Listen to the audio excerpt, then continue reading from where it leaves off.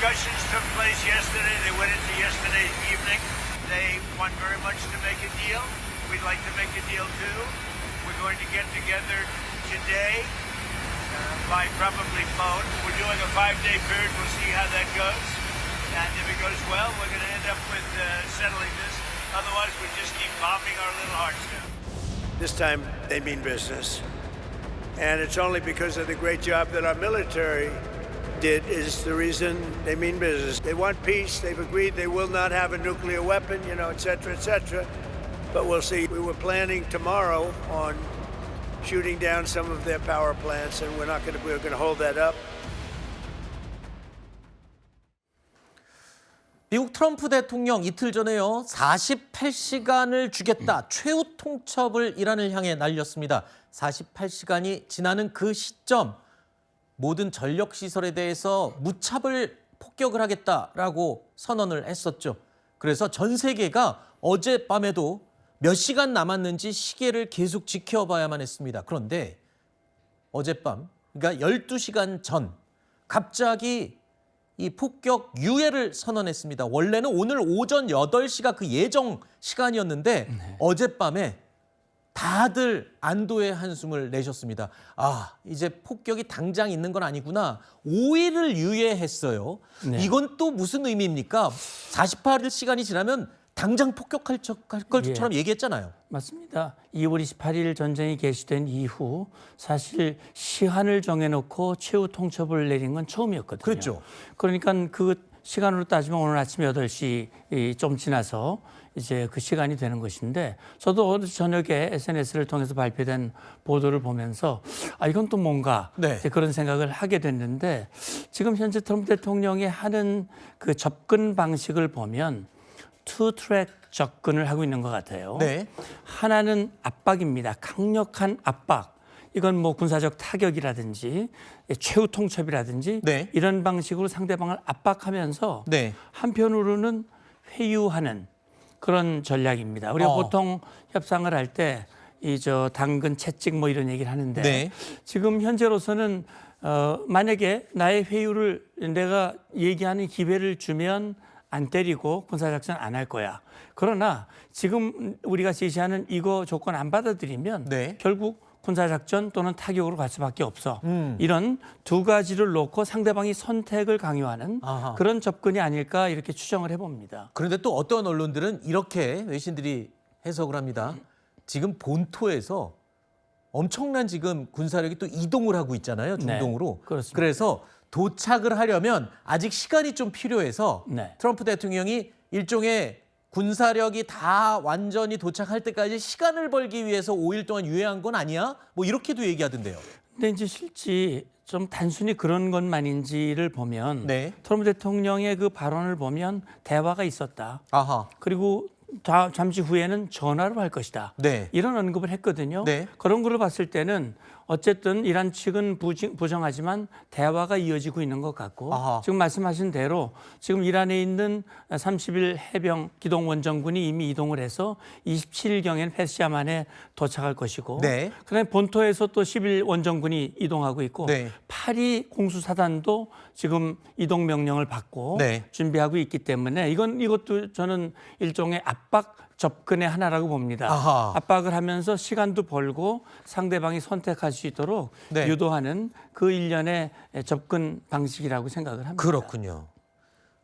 우리 센터장님께서 아까 말씀하신 것처럼 이미 대화는 또 진행이 되고 있는 것으로 보인다라고 말씀을 해주셨는데요. 트럼프 대통령 이란에 대한 공격을 5일간 유예하겠다라고 전격 발표하면서 그러면서 이란과의 대화에서 대부분 이미 합의를 했다라고 말을 했습니다. Well, they're going to have to get themselves better public relations. We have had very, very strong talks. We have major points of agreement. I would say almost all points of agreement. Perhaps that hasn't been conveyed, but we're dealing with the man who I believe is the most respected and the leader. Is that the Supreme Leader? No, not the Supreme Leader. We don't. Well, nobody heard of the second Supreme Leader, the son. 자, 트럼프 대통령 분명히 이란 측과 협의를 하고 이야기를 나눴다라고 얘기를 하고 있습니다. 그럼 누군가와 진짜 이 휴전에 대한 전쟁을 끝내는 거에 대한 이야기를 한 건 맞는 것 같은데 네. 그냥 없는 얘기를 하지 않았을 거 아니에요. 근데 그렇죠. 좀 황당한 게 있습니다. 지금 이란 측에서는 그 대상으로 추측되는 사람이 모스타바는 아니라는 거죠.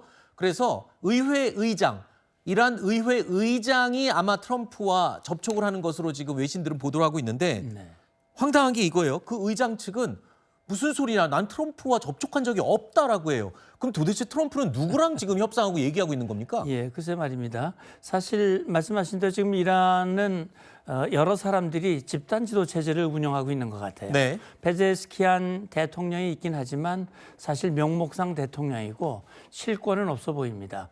그래서 지난번에 그 라리자니 이 NSC 사무총장이 사망한 이후에 사실상 실권은 방금 말씀하신 갈리바프라고 하는 의장이 수행하고 있는 것이 아니냐 네. 이렇게 보고 있거든요. 왜냐하면 모스타바는 뭐 최고 지도자로 선출은 됐지만 한 번도 나타난 적이 없었고, 그렇죠. 그렇기 때문에 대화의 대상은 분명히 아닌 것 같아 보이고요. 네. 이 지금 갈리바프가 대화를 하면서도 실제로는 안 하는 걸로 이렇게 말할 수도 있어 보이거든요. 사실 그 강경파한테 네. 사살될 수도 있잖아요. 뭐 갈리바프가. 그렇기도 하지만 사실 이 갈리바프는 보니까요, 실제 지금 이란에서는 그래도 가장 강력한 위치에 있는 사람으로 추정이 됩니다. 왜냐하면 이 사람이 혁명수비대의 항공사령관 출신이고 테헤란 경찰청장을 했고 네. 테헤란 시장도 겸임을 했고 대통령 선거에도 몇 번 출발을 했던 인물이에요. 그렇군요. 강경파 쪽에 속하기 때문에 아마 이 사람이 뭔가 여러 사람들의 의견을 종합을 해서 지금 접촉을 하고 있을지는 모르지만 네. 실제로는 난 접촉한 일이 없다라고 좀 이중적인 그러니까 물밑 작업을 벌이고 있을 수는 있다. 예, 이중적인 그런 이 자세를 취하는 것이 아닌가라는 생각도 해볼 수 있습니다. 그렇군요. 일단은 트럼프가 5일간 전격 폭격을 유예를 했고요. 트럼프가 직접 이란과 대화도 나누고 있다라고 밝혔습니다. 물론 이란의 이 대화 상대로 추정되는 사람 쪽에서는 우린 그런 적이 없다라고 부인을 하고 있지만 말입니다. 자, 그런데 이런 분위기 속에서도 이스라엘과 이란의 서로 공격은 계속 이어지고 있습니다. 서로를 계속 공격을 주고받고 있는 상황인데요. 이쯤 되면은 미국도 이스라엘을 컨트롤하지 못하는 게 아닌가라는 생각도 들어요. 예, 사실 뭐 이게 지금 이스라엘이 미군의 지휘를 받아서 작전하고 있는 것 같지는 않아요. 네. 연합 작전을 하고 있는 건 아니기 때문에 미국과 이스라엘이 나름 역할 분담을 해가면서 이 작전을 진행하고 있는데 지금 트럼프 대통령이 발표한 내용은 이런 겁니다. 5일간 발전소 폭격을 유예한다고 그랬지 네. 군사작전 자체를 안 한다는 얘기는 아니거든요. 아하. 그런 차원에서 봤을 때 지금 이렇게 이스라엘이 미국 말을 안 듣고 군사작전을 한다라고 이렇게 미국과 이스라엘이 엇박자를 내고 있고 네. 이스라엘은 미국 말을 안 듣는다 이렇게 해석하기에는 조금 무리한 측면은 있어 보이는데 어쨌든 이스라엘은 나름 독자적인 판단을 가지고 진행을 하고 있는 것은 분명해 보입니다. 네. 일단 미국이요.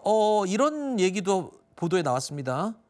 전쟁 종식 목표일을 4월 9일로 정했다라는 현재 언론 보도가 나왔는데 이 4월 9일은 왜 4월 9일일까요? 뭐 의미가 있는 날인가요? 미국 입장에서? 예, 그러니까 이제 튀르키예 언론이 이스라엘 그 관리의 말을 인용을 해서 보도를 했는데 이건 뭐 사실 단정할 수는 없는데 미국 측이 제일 먼저 처음에 나왔던 얘기가 4주 내지 6주였거든요. 그 날짜가 끝나는 예, 그러면 대략 6주로 잡으면 대략 날짜가 4월 한 중순 정도로 보면 뭐 그런 측면에서는 일리가 있어 보이긴 하지만 그렇다고 이렇게 날짜까지 공개할 정도로 보안이 유지가 안 된다는 건 좀 이상해 보인다라는 생각이 들어서 4월 9일이다 이렇게 단정하기는 어려울 것 같습니다. 센터장님이 어제 그 말씀을 해주셨습니다. 트럼프 대통령이 뭐라고 명확하게 의사를 밝힐 필요가 없다.